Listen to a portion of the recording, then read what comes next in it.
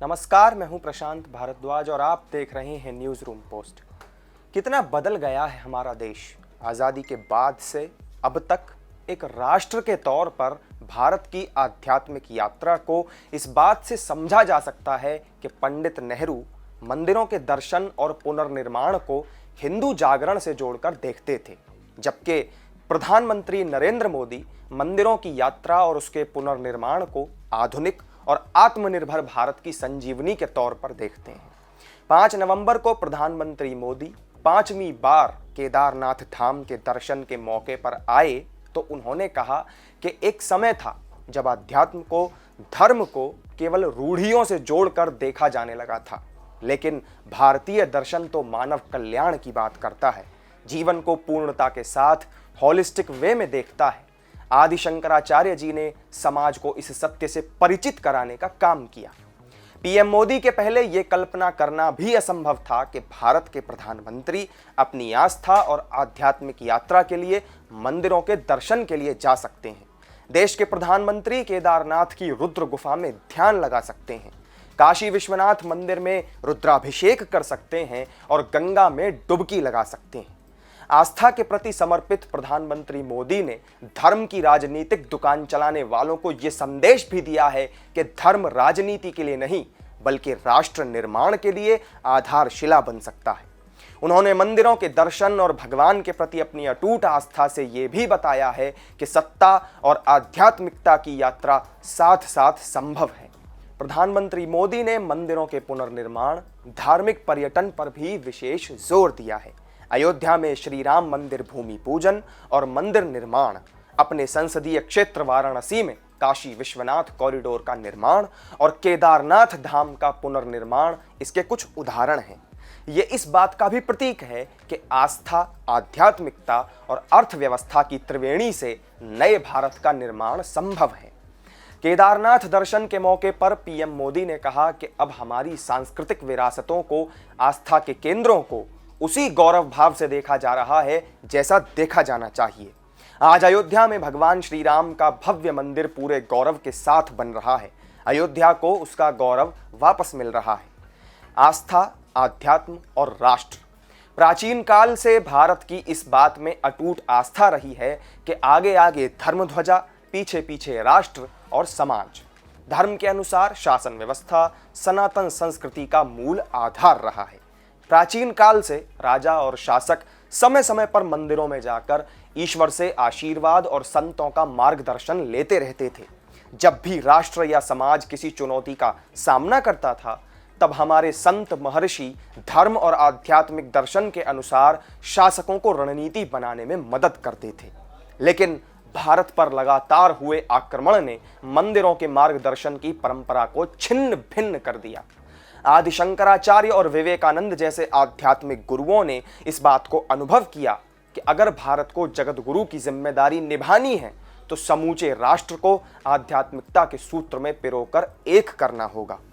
केदारनाथ धाम में पीएम मोदी ने आदि शंकराचार्य के राष्ट्र निर्माण में योगदान की चर्चा करते हुए कहा कि आदि शंकराचार्य ने भारत के भूगोल को चैतन्य कर दिया। इसका अर्थ यह है कि आध्यात्मिक एकता की शक्ति से ही भारत एक महान राष्ट्र के पथ पर आगे बढ़ सकता है और दुनिया का नेतृत्व करने का सामर्थ्य हासिल भी कर सकता है। लेकिन अफसोस कि आज़ादी के बरसों बाद भी आध्यात्मिकता के इस मॉडल पर कोई काम नहीं हुआ। प्रधानमंत्री मोदी ने भारत की इस आध्यात्मिक शक्ति को न सिर्फ बखूबी समझा बल्कि इसके जरिए राष्ट्र नवनिर्माण का शानदार मॉडल भी पेश किया। केदारनाथ धाम में उन्होंने बताया कि देश के आज कई संत आध्यात्मिक चेतना जगा रहे हैं। धर्म, धर्मनिरपेक्षता और राज्य। आज़ादी के बाद से ही ये आवश्यकता थी कि भारत के इस आध्यात्मिक चेतना को जीवंत किया जाए। आदि शंकराचार्य के आध्यात्मिक एकता मॉडल पर राष्ट्र के नवजागरण का प्रयास किया जाए। इसके लिए ये आवश्यक था कि मंदिरों के पुनर्निर्माण के साथ साथ उनकी गरिमा और गौरव को फिर से स्थापित करने की योजना पर चरणबद्ध तरीके से काम किया जाए। लेकिन अल्पसंख्यक में वोट देखकर शासन करने वाले नेताओं को मंदिरों के पुनर्निर्माण का मॉडल मंजूर नहीं था। धर्म के आधार पर राजनीति और शासन के बजाय उन्हें धर्म का राजनीति में इस्तेमाल करके सत्ता में बने रहना ज्यादा फायदेमंद लगा।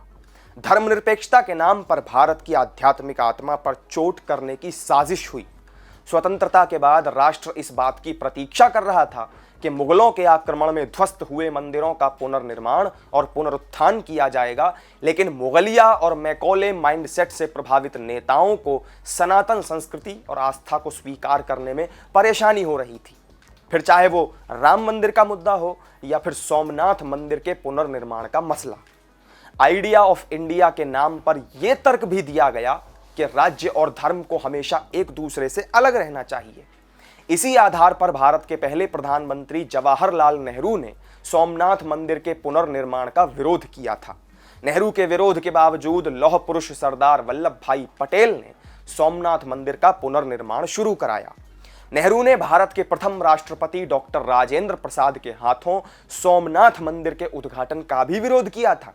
नेहरू के विरोध के बाद भी वर्ष 1955 में 1 दिसंबर को डॉक्टर राजेंद्र प्रसाद ने सोमनाथ मंदिर को राष्ट्र को समर्पित किया। नेहरू ने सोमनाथ मंदिर के पुनर्निर्माण को हिंदुओं के पुनर्जागरण से जोड़कर देखने की कोशिश की थी। धर्म और सनातन की संकुचित राजनीति व्याख्या को बदलने में बरसों लग गए। वर्ष 2014 में नरेंद्र मोदी के प्रधानमंत्री बनने के बाद अपनी आस्था को प्रदर्शित करने में संकोच नहीं किया गया। देश विदेश में मंदिरों के दर्शन और भक्ति के जरिए उन्होंने विश्व को भारत की आध्यात्मिक शक्ति से परिचित कराया। प्रधानमंत्री मोदी आध्यात्मिक चेतना और आस्था के ऐसे ब्रांड एम्बेसडर हैं जिनके जरिए विश्व को भारत की आध्यात्मिक चेतना की शक्ति का एहसास हो रहा है। आध्यात्मिक चेतना का शंकराचार्य मॉडल। 4 धामों और केदारनाथ मंदिर की स्थापना करने वाले आदि गुरु शंकराचार्य ने समूचे भारतवर्ष को आध्यात्म से जोड़कर एक महान राष्ट्र बनाने की नींव रखी थी। प्रधानमंत्री मोदी इसी आध्यात्मिक चेतना को मुखर और प्रखर बना रहे हैं। 5 नवंबर को केदारनाथ धाम में प्रधानमंत्री नरेंद्र मोदी ने सनातन धर्म का संरक्षण और भारतीय संस्कृति के ज्ञान को वैश्विक पटल पर प्रवाहित करने वाले जगत गुरु आदि शंकराचार्य जी की समाधि का उद्घाटन और प्रतिमा का अनावरण किया। प्रधानमंत्री के रूप में नरेंद्र मोदी की केदारनाथ धाम की ये 5वीं यात्रा रही। ये साबित करता है कि उनकी बाबा केदार और 4 धाम में गहरी आस्था है।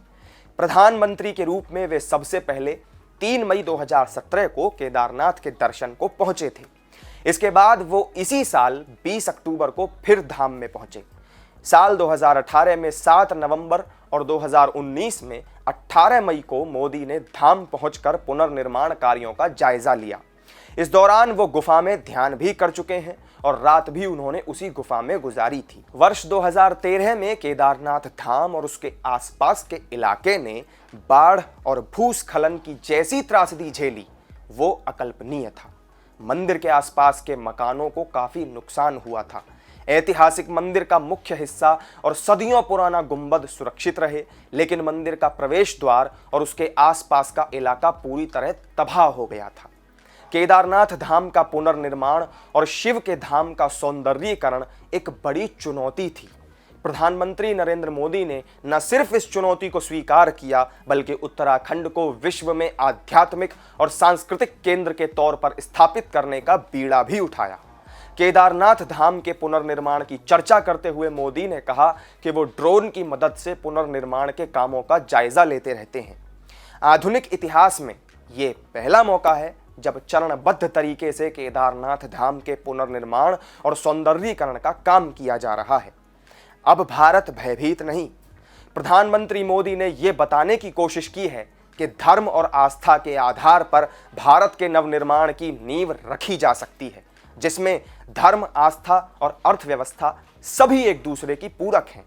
केदारनाथ पुनर्निर्माण की चर्चा करते हुए प्रधानमंत्री मोदी खुद बताते हैं कि उनका विजन प्रकृति, पर्यावरण और पर्यटन है।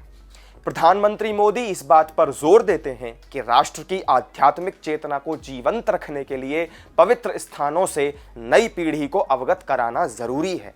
मंदिरों के पुनर्निर्माण और वैभव की चर्चा करते हुए प्रधानमंत्री मोदी कहते हैं कि अब देश अपने लिए बड़े लक्ष्य तय करता है, कठिन समय सीमाएं निर्धारित करता है। तो कुछ लोग कहते हैं कि इतने कम समय में यह सब कैसे होगा, होगा भी या नहीं होगा, तब मैं कहता हूं कि समय के दायरे में बंधकर भयभीत होना अब भारत को मंजूर नहीं है। सांस्कृतिक और आध्यात्मिक चेतना को जीवंत बनाने में प्रधानमंत्री मोदी की भूमिका अपने आप में एक मिसाल है।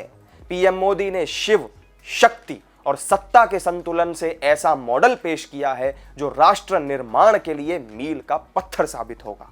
साथ ही ये राजनीतिक लाभ के लिए धर्म का इस्तेमाल करने वालों के लिए भी एक सबक है।